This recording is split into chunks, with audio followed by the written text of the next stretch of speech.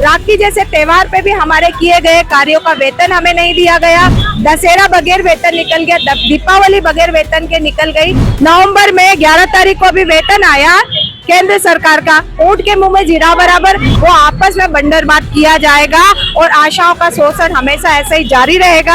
आशा कार्यकर्ता single mother है, तलाकशुदा है, परित्यक्ता है, ये बच्चों का भरण पोषण भी करना है। 3-3 महीने वेतन नहीं दिया जाएगा तो आशाओं को कोई उधार भी नहीं देता। इनका जो शोषण हो रहा है, इस शोषण को जो है दूर किया जाए। रोड और सड़क तक पर ये लड़ाई लड़ी जाएगी। दबाव दबा के काम कराए जा रहे हैं, नहीं करते हैं तो हटाने की धमकी देते हैं, पर आज तक कोई पैसा नहीं डाला। 4 महीने हो गए हमारे त्योहार ऐसे ही गए हैं। आज यहाँ कुछ भी हो सकता है क्योंकि हमको घर से भी रोज लड़ाई झगड़ा मारपीट करते हैं। आने के लिए हम बोलते हैं मीटिंग में जाना है तो क्यों जाएगी मीटिंग में, कहाँ से लाए किराया।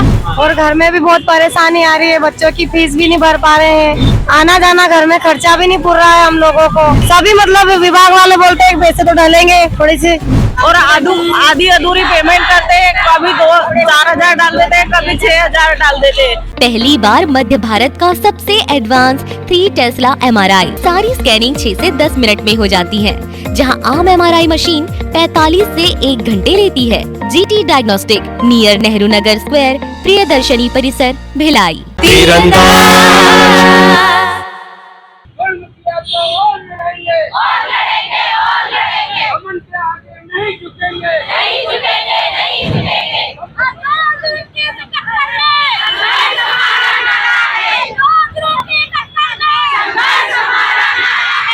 नमस्कार, मेरा नाम है शशांक वाजपेयी और इस वक्त हम मौजूद हैं इंदौर के रीगल चौराहे पर, जहां पर आशा उषा कार्यकर्ता जो ये पर्यवेक्षक एकता यूनियन है उसकी प्रदेश अध्यक्ष हमारे साथ में मौजूद हैं, कविता जी। आज हम इनसे बात करेंगे कि ये लोग किस लिए यहाँ पर आई हैं, किस लिए धरना दे रही हैं।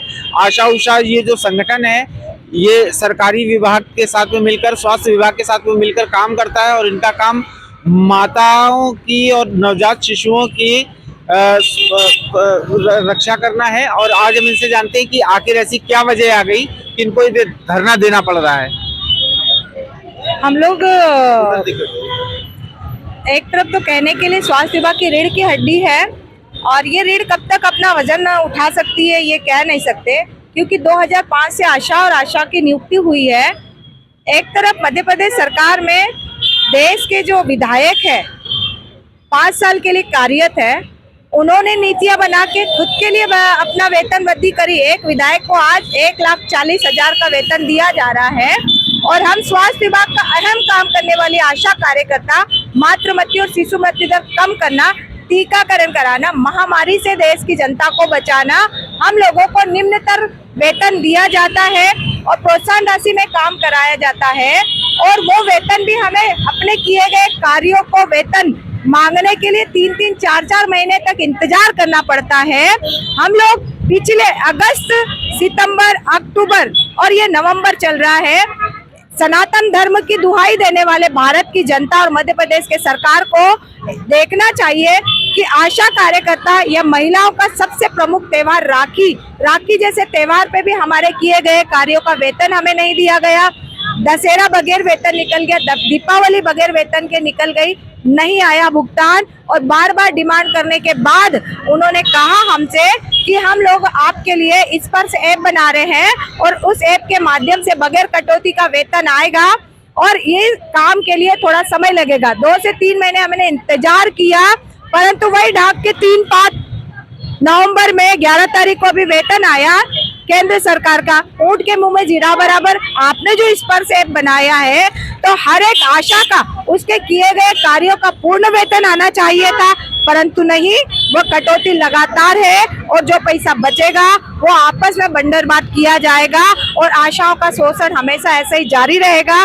आज हम अपनी मांगों को लेकर लगातार प्रदर्शन करते रहे हैं और हमने 3 नवंबर को सूचना लगाई थी कि अगर आशा पर्यवेक्षक बहनों का वेतन नहीं दिया जाएगा तो 17 तारीख को मध्य प्रदेश में 24 घंटे का धरना प्रदर्शन किया जाएगा, परंतु नहीं, वेतन में कोई सुधार नहीं हुआ है, इसलिए हम मजबूर होके आज 24 घंटे का दिन और रात का धरना प्रदर्शन रहेगा। हमारी मुख्य मांग है आशा और पर्यवेक्षक बहनों को सरकारी कर्मचारी बनाया जाए, न्यूनतम वेतन 26,000 दिया जाए, बीमा, ग्रेजुएटी सहित तमाम योजना का लाभ दिया जाए। और 2023 में पूर्व मुख्यमंत्री महोदय ने हमारे आंदोलन के दौरान महासम्मेलन करके हमारी मांग के दौरान घोषणा की थी कि आशा और पर्यवेक्षक बहनों का 1,000 रुपए वार्षिक वेतन किया जाएगा और तमाम मध्य प्रदेश की आशा बहनों को लाडली बहनों से जोड़ा जाएगा। परंतु नहीं, ये सिर्फ घोषणाएं हैं और उल्टा हर महीने बहुत सारी महिलाओं को लाडली बहनों से बाहर निकाल दिया जाता है। उसी में आशा कार्यकर्ताओं को भी बाहर निकाल दिया गया। अभी आप लोगों को, आशा कार्यकर्ताओं को करीब कितना मासिक वेतन मिल रहा है? 2,000 केंद्र सरकार का और 65 दिन की लगातार अनिश्चितकालीन हड़ताल के दौरान 4,000 राज्य सरकार ने बढ़ाए हैं। वो बढ़ी हुई राशि भी कभी समय से नहीं आती है और तमाम तरह के कार्य करने के अलग अलग प्रोत्साहन राशि तय किया गया है। एक तरह से तो आशा को दिया जाना जो वेतन है वो त्रुटिपूर्ण है। एक निश्चित वेतनमान तय कर दिया जाए तो ये कटौती और शोषण रुकेगा। फिलहाल मेरा सवाल ये था कि कितना पैसा मिलता है एक आशा कार्यकर्ता को? उसका निश्चित नहीं है, सिर्फ 4,000 और 6,000 का निश्चित है। बाकी 52 तरह की एक्टिविटी का अलग अलग प्रोत्साहन राशि तय है। और इसमें आप लोगों ने कुछ इस तरीके की भी मांग उठाई है कि जो सिंगल पेरेंट महिलाएं हैं वो उनके साथ में किस तरीके की समस्याएं आ रही है, उनके लिए क्या आप मांग उठा रही हैं? अरे एक परिवार में पति पत्नी दो ही कमा रहे तो एक बच्चे की भरण पोषण और परवरिश और शिक्षा पे ध्यान नहीं दे पा रहे हैं। आशा कार्यकर्ता सिंगल मदर है, तलाकशुदा है, परित्यक्ता है, एक महिला किराए से रह रही है, अपने बच्चों का भरण पोषण भी करना है। अगर 3-3 महीने वेतन नहीं दिया जाएगा तो आशा को कोई उधार भी नहीं देता तो अपने बच्चों का अपना कैसे चला रही होगी, ये तो देश की जनता भी समझ सकती है। स्वास्थ्य विभाग में जिस तरीके के आपने देखा कि जब भी कोई महामारी आती है, जैसे अभी हाल ही में कोरोना जैसी महामारी आई थी, उसमें किस तरीके से आशा कार्यकर्ताओं ने अपने जीवन को जोखिम में डालकर हजारों लाखों लोगों की जानें बचाई। उसके बावजूद इनको जो है जब वेतन नहीं मिल रहा है 3-3 महीने से, ये अपने घर का खर्चा कैसे चलाएंगी, ये किस तरीके से अपने बच्चों को पालेंगी, ये एक बड़ा सवाल है। इस बारे में हम बात करते हैं। आपका शुभ नाम? CL सरावत। आप क्या हैं इस पद? मैं C2 में महासचिव के पद पर हूँ। अच्छा, आप क्या मांग उठा रहे हैं? यही आशाओं के जो अनियमितताओं से इनका जो शोषण हो रहा है, इस शोषण को जो है दूर किया जाए और इन्हें जो है जो हमारी पिछली कई लंबे समय की मांग है कि इनको वेतन के मानदेय के बजाय वेतन दिया जाए। वेतन नहीं देते हुए इन्हें जो है वो मानदेय के रूप में छोटे छोटे राशि से समझाने की कोशिश है जो सरकार कर रही है वो गलत है। इन्हें जो है वो सरकारी कर्मचारी का दर्जा देते हुए न्यूनतम वेतन जब तक इनको जो है लागू नहीं होता है 26,000 का भुगतान किया जाए।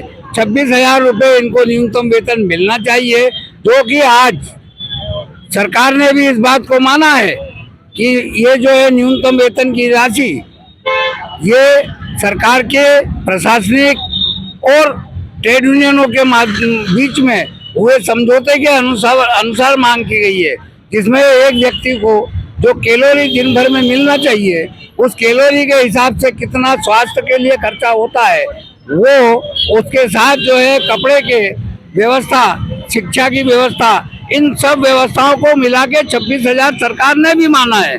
फिर ये देने में इनको आनाकानी क्यों करती है? जो तमाम एक तरफ सरकार बोलती है, सुप्रीम कोर्ट जैसी जो है संस्थाएं ये कह रही हैं कि जो 3 महीने या 6 महीने से काम करने वाला रेगुलर व्यक्ति है उसे जो है वो सरकारी कर्मचारी माना जाए, रेगुलर माना जाए। अगर ये सरकारी कर्मचारी नहीं भी मानते हैं, इन्हें रेगुलर कर्मचारी भी मानते हैं, तो आज कम से कम 12,150 रुपये जो सरकारी न्यूनतम वेतन रेट तय किया गया है वो तो कम से कम इनको दिया जाए। ये 5,000 6,000 रुपये दे के और ये जो 52 तरह की 58 तरीके की योजनाओं का लाभ देते हुए और उसका भी पैसा समय पर भुगतान नहीं करने से इन लोगों को जो परेशानियां हो रही हैं उसे दूर करने के लिए आज C2 के साथ जुड़ के आशा उषा यूनियन ने ये सांकेतिक धरना प्रदर्शन का आयोजन मजबूरी में करना पड़ा है। अभी तो ये धरना प्रदर्शन एक संकेतिक है। आगे आने वाले समय में निश्चित रूप से सारा सीटों की यूनियन मिलके इनकी इस मांग को मनवाने के लिए सरकार को मजबूर करेगी। रोड और सड़क तक पर ये लड़ाई लड़ी जाएगी। ये आशा और उषा कार्यकर्ता जिनका काम है सुरक्षित रूप से प्रसव कराना, जन्म मृत्यु दर को और मातृत्व मृत्यु दर को कम से कम लेकर जाना, इनके साथ में किस तरीके की समस्याएं आ रही हैं वो आपने सुना। अब हम उन लोगों से सुनेंगे, उन बहनों से अपनी बात करेंगे जो कि सिंगल पेरेंट है, यानी वही अपने घर में अकेले कमाने वाली हैं, जिससे वो अपने घर का खर्चा भी चला रही है, अपने बच्चों की पढ़ाई के लिए भी उनको मैनेज करना है। तो आपका क्या नाम है? मेरा नाम संतोष मेहरा है। ये हमारे साथ में इस समय मौजूद है संतोष मेहरा जी, और अब हम इनसे जानेंगे कि ये क्या मांग लेकर आई हैं, इनको किस तरीके की समस्याएं आ रही हैं। संतोष जी बताइए। मेरा नाम संतोष मेहरा है, मैं ग्राम आंवलीपुरा से हूँ और 4 महीने से वेतन नहीं मिला है सर, और घर में भी बहुत परेशानी आ रही है, बच्चों की फीस भी नहीं भर पा रहे हैं, मतलब उसके बाद आना जाना घर में खर्चा भी नहीं पूर रहा है हम लोगों को, और ससुर भी नहीं है, मतलब मेरे तो हस्बैंड भी नहीं है सर 10-11 साल से, मैं तो इस पे ही निर्भर हूँ ना सर, मैं कहाँ जाऊंगी। पर उसके बावजूद भी प्रशासन हमको बोलती है पैसे मिल जाएंगे डल जाएंगे, अभी तो आप काम करो। सहयोगी भी बोलती है अगर काम नहीं करोगे और अगर कुछ भी जानकारी नहीं दोगे तो आपको हटा दिया जाएगा बोले, और मतलब सभी मतलब विभाग वाले बोलते हैं पैसे तो डलेंगे, थोड़ी सी लेट डलेंगे, सॉफ्टवेयर चेंज हुआ है अभी। तो अभी जिस तरीके से मान लीजिए आपके पास में 4 महीने से पैसे नहीं आ रहे हैं, आपको कोई उधार भी नहीं मिलेगा, किसी तरीके का वो नहीं है, आप कैसे सरवाइव कर रही हैं, कैसे कितना मुश्किल हो रहा है ये सब करना? बहुत मुश्किल से कर रहे हैं, और तो अब हम ही समझते हैं सर कि हम कैसे कर रहे हैं, कि अभी हमारी तनख्वाह डलेगी तो हम आपका देंगे, 2 दिन 4 दिन करके ऐसे उनको बताते रहते हैं, फिर 4 दिन बाद आते हैं वो बोलने के लिए, बोले आपकी तनख्वाह आ गई हो तो पैसे दो, बोले अभी हमको जरूरत है। इसी तरीके की समस्याएं हमको सभी जगह देखने को मिल रही है, चाहे वो शहरी आशा उषा कार्यकर्ता हो या ग्रामीण क्षेत्रों में काम करने वाली आशा उषा कार्यकर्ता हो। अगर इन बहनों की आज कोई सुनवाई नहीं हो रही है तो हम ये कैसे मान सकते हैं कि ये जो लोग अपनी जान जोखिम में डालकर किसी भी तरीके की महामारी की स्थिति में जब इनको काम पर लगाया जाता है, कोरोना जैसे समय में इन्होंने अपनी जान जोखिम में डालकर हजारों लोगों की, लाखों लोगों की जान बचाई, वो अपने दैनिक खर्चों के लिए संघर्ष कर रही हैं और आज 4 महीने से उनको वेतन नहीं मिला है। इसी बारे में हम बात करेंगे एक और हमारी बहन के साथ में जो यहाँ मौजूद है, वो भी सिंगल पेरेंट है। आपका नाम क्या है? चिंता पवार। कैमरे में देखिए बताइए कि क्या दिक्कत हो रही है आपको, किस तरीके की परेशानी आपको आ रही है? 4-4 महीने से वेतन नहीं दिया जा रहा है, घर में बहुत दिक्कत हो रही है, बच्चों की पढ़ाई लिखाई में भी उन लोगों की फीस भी नहीं भर पा रहे हैं, इधर उधर से लेते हैं कर्ज और जैसे तैसे काम धका रहे हैं हम लोग, घर में खाने के लिए भी नहीं है, और आधी अधूरी पेमेंट करते हैं, कभी 2-4 हजार डाल देते हैं, कभी 6 हजार डाल देते हैं। तो हम लोगों ने जिन लोगों से कर्ज लिया है उनको कैसे चुकाए, और घर में भी सामान खर्चा वगैरह बहुत सारा है, आना जाना है, तो कैसे पूर्ति करूं? मेरा नाम कृष्णा गावड़ है, मैं ग्राम गोलखड़ा की आशा कार्यकर्ता हूँ। मेरी समस्या मतलब समस्या तो सभी को है, लेकिन मेरी समस्या ये है हम लोगों को कि 4 महीने से हम लोगों को वेतन नहीं मिला है, कोई किसी तरह का पैसा नहीं मिला, और काम हर दिन कराया जा रहा है, हर दिन। सहयोगी भी दबाव डालती है, एनएम सीएचओ सभी सर दबाव बना के काम कराए जा रहे हैं, नहीं करते हैं तो हटाने की धमकी देते हैं, पर आज तक कोई पैसा नहीं डाला। 4 महीने हो गए, हमारे त्योहार ऐसे ही गए हैं, कोई हमारी सुनवाई भी नहीं करा, और आज यहाँ किसी को कुछ होता है तो इसकी जिम्मेदार प्रशासन की रहेगी और हमारे स्वास्थ्य विभाग की रहेगी। आज यहाँ कुछ भी हो सकता है, क्योंकि हमको घर से भी रोज लड़ाई झगड़ा मारपीट करते हैं, हस्बैंड भी करते हैं, तू काम करती, तेरा पैसा कहाँ जाता है, कहाँ है पैसा तेरा? आने के लिए हम बोलते मीटिंग में जाना है तो क्यों जाएगी मीटिंग में, कहाँ से लाए किराया? 4 महीने हो गए हैं, कुछ भी एक पैसा भी नहीं डला है और कुछ भी नहीं हुआ, और हर बार आते हैं तो सिर्फ बहुत तसल्ली देते हैं बस, इसके अलावा कुछ भी नहीं करते। और कोई महिला कोई ऐसी है कि जिनके पति नहीं है, वो कैसे चलाएंगी, उनका घर गृहस्थी कैसे चलाएंगी वो? उनके यहाँ तो कोई भी नहीं है ना कमाने, और हमारे भी कमाते तो बहुत सारे आसान के हस्बैंड ऐसे गांव में कि जो शराब पीते कुछ भी नहीं करते हैं, उनका सारा खर्चा उनके घर पे, उनकी आशा ही चलाती है, उनके अपना अपना घर का सारा ही, कोई कुछ नहीं चला रहा है। बिल भरे। तो आपने देखा कि किस तरीके से हमारी ये बहनें, जो कि लाखों लोगों की जिंदगी बचाने के लिए शहरी क्षेत्रों से लेकर ग्रामीण क्षेत्रों तक दिन रात देखे बिना काम कर रही हैं, सिर्फ अपने हक की लड़ाई के लिए, अपने खर्चों के लिए, उस वेतन के लिए जो उन्होंने काम किया है उसके बदले में मिलने वाले वेतन के लिए आज यहाँ आंदोलन करने के लिए खड़ी हैं। तो निश्चित रूप से कहीं ना कहीं सरकार और प्रशासन की ये जिम्मेदारी बनती है कि इन महिलाओं का साथ दे, आशा उषा कार्यकर्ताओं को समय पर भुगतान करें, और समय पर भुगतान ही नहीं, सही तरीके से भुगतान करें। वो जो रेट लिस्ट उन्होंने लगाई है, जिसमें उन्होंने दिखाया है कि हमारा मासिक किराया कितना है, कितना मासिक खर्चा आ रहा है, आप देख सकते हैं। चाहे कितने भी कम में ये महिलाएं अपना खर्चा चलाएं, मकान का किराया 3000 रुपए से कम नहीं हो सकता है, और बिजली का बिल 800 रुपए, किराने का सामान 8000 रुपए, रसोई गैस 800 रुपए, 40 रुपए, और इस तरीके से जब टोटल आप देखेंगे तो इन महिलाओं को कम से कम 21,400 रुपए की जरूरत है। इन महिलाओं की मांग है कि इनको 26,000 रुपए मासिक वेतन मिलना चाहिए, और जिसके लिए आज ये सब यहाँ पर धरने पर बैठी हैं।